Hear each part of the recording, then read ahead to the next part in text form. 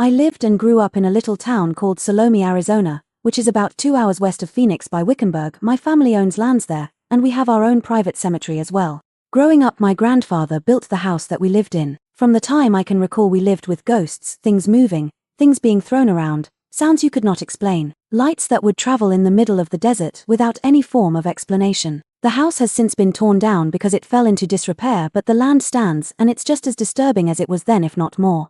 Something is there and it wishes nothing more than to be heard. I'm not sure why. Now I am a pretty gifted empath. I'm not saying I'm psychic at all. But going back thereafter, I have been touched by this gift. It was like smothering. The land itself was sucking the life from others, as strange as that sounds. For instance, when I was about 5, I had the flu really bad. My mother was outside tending to laundry and I was in the frontmost bedroom. There were only 2 bedrooms, but I was in the one that was furthest away from where she was. We didn't have built-in closets because my grandparents were from Ireland.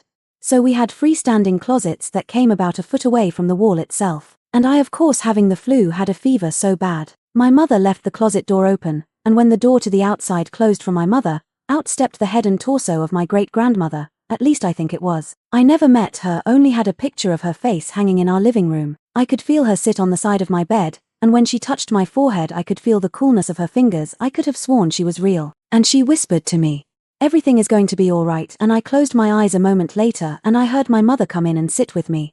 And when I finally fell asleep after being so afraid to do so, I woke and my fever was gone. That was just one example of what happened there.